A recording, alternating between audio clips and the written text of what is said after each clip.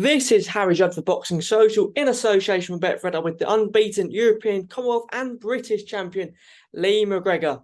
How are we, Lee? Yep, all good, mate. All good, thanks. Currently, where are we? Scotland, Essex, where are we now? Yep, we're in Essex just now, down here training. Have been for the last couple of weeks. I think it's my 4 or 5 weeks back, fourth week back down. So yeah, just getting ready to fight, getting everything back ready to go, and should have fight news imminently, like in the next day or two, announced on what's next for me. You were last out in February against Diego Alberto Ruiz. You've stated it wasn't your best performance. However, there was some surprise with the decision in a draw. Obviously, it's a long time ago now, but what Yeah, did you make of it? yeah, no, you just summed up there. It wasn't my best performance. Nowhere near it. However, how it managed to be a draw, I'll never know. It was a competitive fight, but I wouldn't say it was close. I felt like I was in control, probably working harder than what I needed to, going about it the right way, but no going into anything like that in the lead up to it. It wasn't my best training camp in terms of things happening personally, and being out in Vegas, having to come back early, and my fight actually falling through back in December, which was meant to be my first fight with Matchroom, and then it was just a shit time. But I battled through training, kept on it, stayed on it. I wanted to get in the ring and I wanted to fight, so I did that. And nowhere near my best performance. One, I still felt I won comfortably enough. However, going about it, like I said, going about it the right way, it should have been a lot more smoother. So yeah, it's frustrating because I'm like now in a position where I want to fix that. Like I want to go back and do the job that I should have done the first time, but then do I get criticised for that? It's just one of them. It's yeah, like I say, it's frustrating, but we'll sit down with my team and we'll work out a plan for the remainder of the year, and we'll see where we're at. Obviously, you're disappointed, but in retrospect, they are the fights which you learn the most. What did you learn from it about yourself and about the way you fought? Yeah, you do. You learn a lot from them ones, and they fights are that one especially will be crucial in my career going forward. I learned that I'm not going to just blow everyone away. Um, there's going to be times where I need to be a bit more patient and go about the right approach, and like I also feel like I need that bit of fear there. I wouldn't say there was much fear there my last couple of fights. Even like the one in August, my first defence of the European title after blowing away Gurphy, which was an extremely impressive performance, and everybody was raving about it. I kind of feel like that. Although it was amazing, the camp was brilliant for that. We had drilled for so long on what the job I was going to do, and I executed it perfectly. And then I feel like I didn't have that same sort of fear in the Legrand fight, and performance-wise, that kind of showed as well. Bit complacency crept in. Wasn't a good couple of rounds, first couple of rounds, but no great. Got myself together, managed to stop him. Good win, decent win. Again, another European level fight. And then we fought Diego Ruiz. Again, with the situation I was in, it was a case of get in the ring, keep busy. Another little sort of step. He's sort of European fringe world level, like roundabout there. Solid international opponent.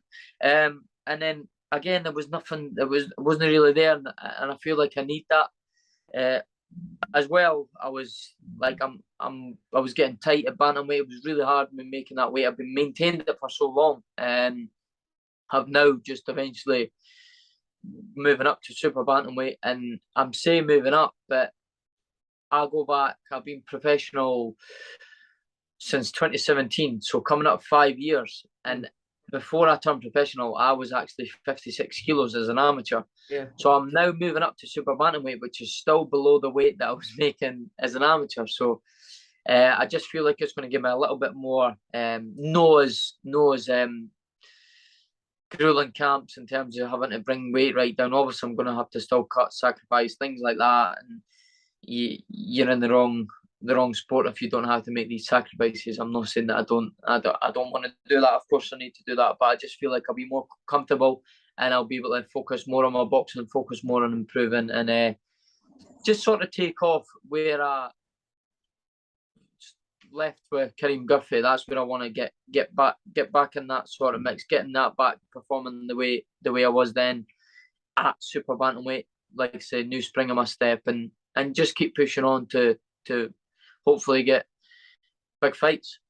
You did previously say 2022 would be your biggest year. Congrats first on a personal note. Well done for obtaining your first family home.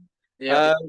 You're only 24 years of age, and 25. Sorry, I'm 24. 25 now, yeah, I'm 20. I'm 24, and I'm nowhere near that. So, congrats on that. But in terms of boxing, then, how can you turn this around, and how can you, make this a big year still? Yeah, no, like you just said there, I said 2022 was going to be my year. It's been no great start in terms of like career-wise, like going back in the February fight, and then having to then, from a family perspective and a life perspective, absolutely amazing, life-changing, and something I'm so proud to have done at, like you say, the age of 25, getting my first family home, life-changing that. I'm winning in life, but I want to get back winning my career. Do you know what I mean? And that's the most important thing. And I've been able to do this because of my career.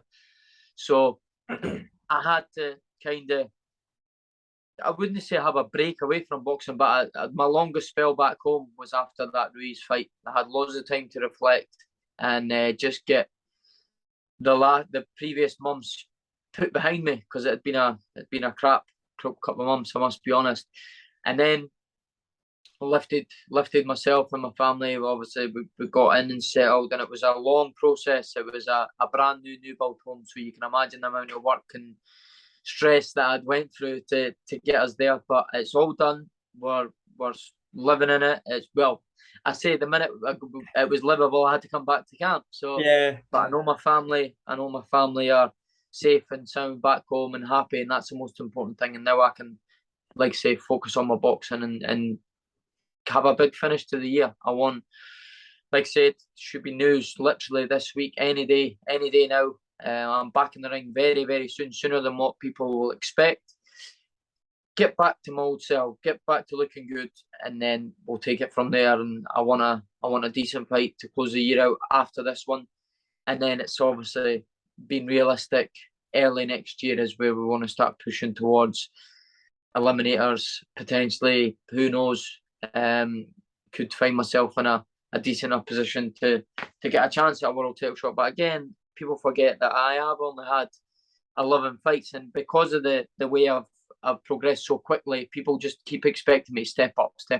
And maybe that Ruiz fight was a little one where you like need a couple of more of them, like to learn from them and realise that it's not all going to be well and smooth the whole way up. There's going to be little dips and things like that. And maybe I need a couple more, and then we push. Being realistic, 2023 is where I want to challenge for a world title, whether it be mid, late, I don't know. But I'm going to do everything in my power to be able to challenge for a world title next year. You are moving up to super bantamweight. Before this news, you were trying to fight Paul Butler for the WBO bantamweight. I still would. That was my next question. I said, like, it was tough. It was taking a lot out of me, but for a life-changing opportunity like that, I would do it again. I was just me. Like, I've done British, Commonwealth, European champion. I've done it all at that weight, at bantamweight, and there's no point me going back down to that weight unless it was for that fight. Because, like I said, it's life-changing. It's a shot at world title, once in a lifetime opportunity. That's the only fight that I would go back to bantamweight for. However, I do think it is unrealistic and it isn't going to happen. I've heard from many sources that I think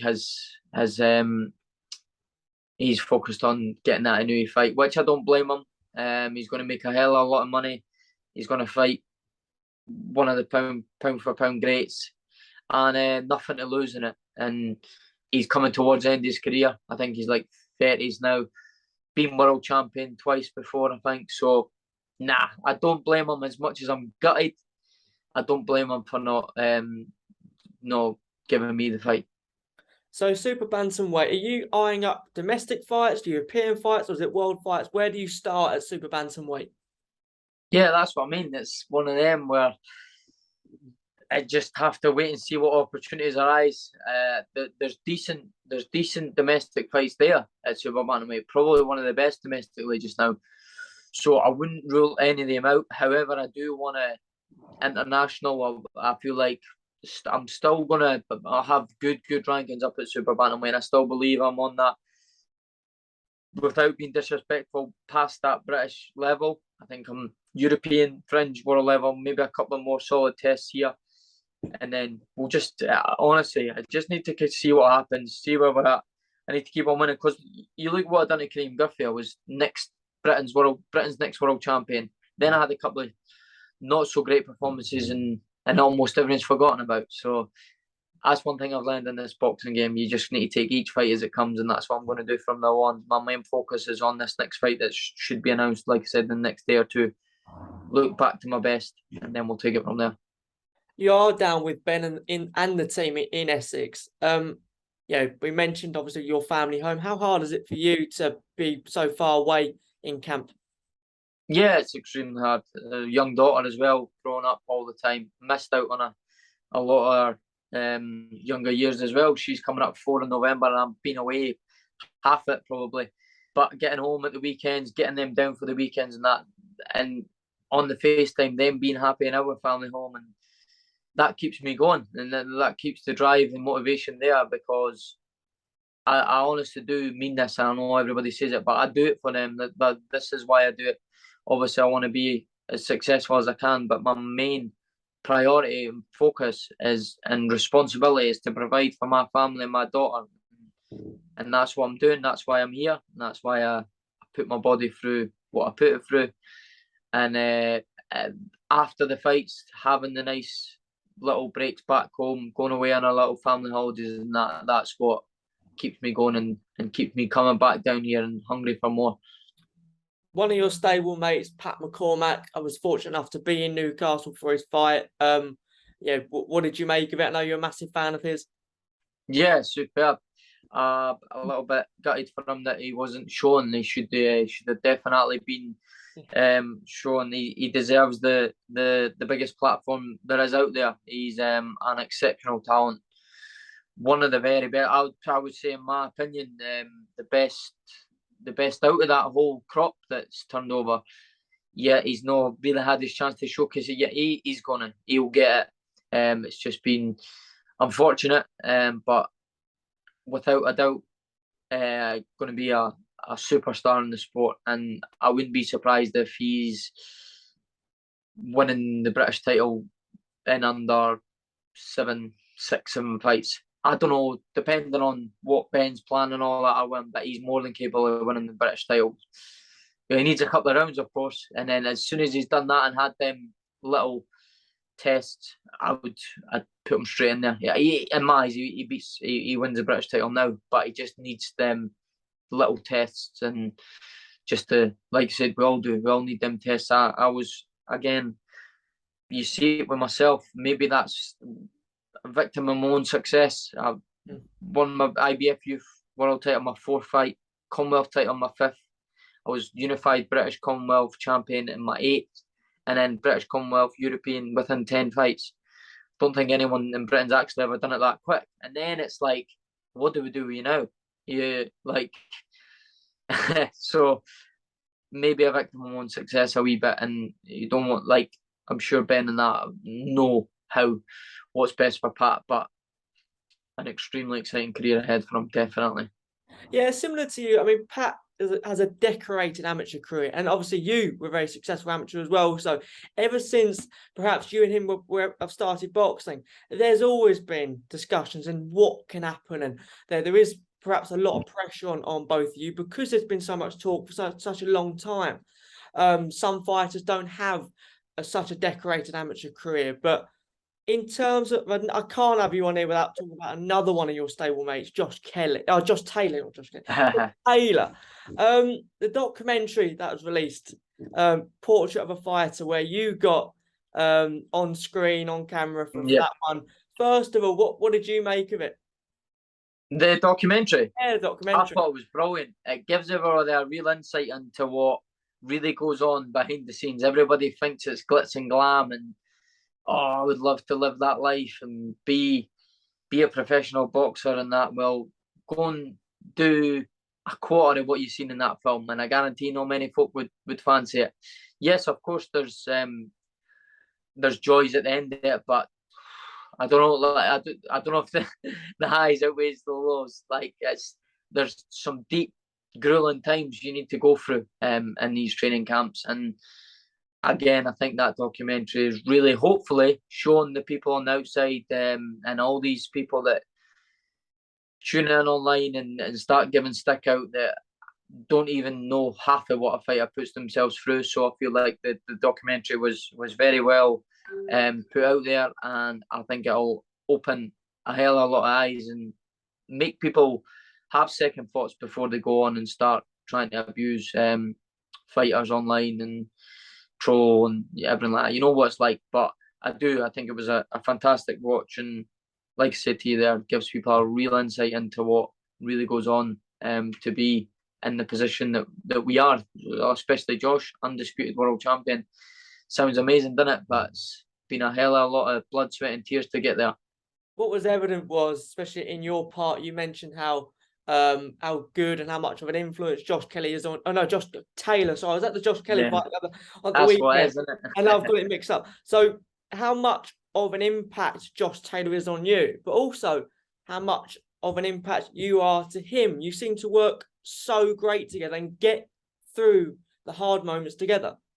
Yeah, 100%. And I've said this before. I think I maybe even said in the documentary, like, I don't believe Josh would push himself as much as what he does if I wasn't by his side, and vice versa. I just feel like when you've got that, when you're on your own, no matter how fit and how mentally tough you are, it's just you physically will not push your body that much unless you've got someone there to keep pushing you on. It's almost impossible because you've got no competition there really.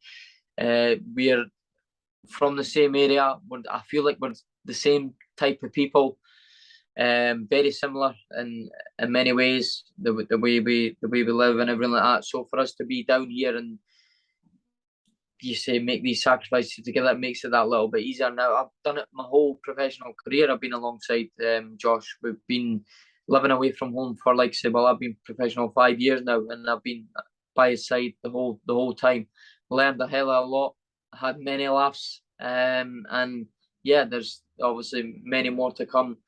And it's just a privilege to be a part and alongside someone special, and to be by his side there as well, become an undisputed world champion. It's a memory I'll never ever forget, and I feel like there's many more to come. He's not made any excuses. His team haven't. I don't expect him to do the same. The documentary obviously portrayed the troubles that he was having within camp, but can you give us some insight in what we didn't see and how bad and certain things that you saw in camp that we perhaps didn't get on the documentary? Well, to be honest, I'm kind of glad on Josh's behalf. Again, we don't need to make excuses. But that documentary says it all, doesn't it? Because that was filmed well before the fight, as everybody knows, and you could see quite clearly that he just wasn't himself. There was whether he said himself, lack of motivation, maybe he doesn't. I don't think he can really pinpoint it himself. Injuries, weight, many things. There's not really much I can say that wasn't really covered in that documentary. It was let's put it straight, it was a shit camp, and it was just, it is what it is. He wants to put it right. Again, you learn from these things, and you all learn from it. And again, that will be such an important part of his story when he finally finishes and leaves his legacy in boxing as in my eyes, one of the Britain's best ever fighters. the rematch is apparently looks to be set for November the 26th. Do you think Josh Taylor can't continue his career without fighting Jack Catterall? In his eyes, It's like, yeah, I think he wants to fix it more for himself than I don't think. It's a hard one, eh? To be honest, it's a hard one because it's always going to be there, and again, it's going back, like, just quickly to go that I'm looking at it from the same point of view for myself, obviously on a much higher level scale with Josh and Jack, but me in that last fight, like, someone inside me wants to say, I want to fix this, I want to, but then it's like, fix what? Like, I know I won the fight, everybody else knows I won the fight, but on my record it's a draw. And it's the same with Josh. He won the fight and the judges' cards, but he's always going to be getting this stick online. And I just feel like he needs to go back there, put it right, fix it, and move on. And it, to be honest, it'll probably be the best thing he'll have done in his career. So yeah, if you were to ask me, he needs to fix that, and then same goals apply. 2-weight world champion. That's what his goal is. Move up to welterweight. The only reason he's staying at this weight for this is the Jack fight. He's done everything in his power to make the fight. So it's, and like you said, it's looking like it's going to be November and all that. So put that right, and then he can move on and put it to bed. I perhaps know the answer, but what would your prediction be? It's one of them. Josh is, again, a bit like myself. I so relative talking about this because it's the same with me. I know for a fact with Diego Ruiz, levels above, and going about it with the right approach and the right mindset, he shouldn't be lasting 10 rounds with me, in my opinion. But will I ever do as good a job that I know I can do because I've got that emotion attached there, and I've got someone in Josh is worse than me when he's got that. So he just literally needs to go about it the right way, a calm mindset, put all the emotions behind him, treat Jack as if he doesn't even know him. If Josh does that, it doesn't go 12 rounds. But Josh being Josh, he always likes to make it hard for himself, but he can't afford to in this one, and he knows he's going to have to do everything to be the best version of himself for this rematch. Just more, I think, more mentally than physically, because taking too much emotion into the ring and in a fight as big as this is going to be could lead to Noah's having a great performance like last time. So again, I think the first one will benefit him with a performance like that and having that sort of attitude and mindset. We learn from our mistakes. I think he will learn from this, and he will do a proper job this time. Well, thanks for talking to Boxing Social, Lee, and we'll catch up soon as soon as we get some confirmation on this new fight date. Any day this week.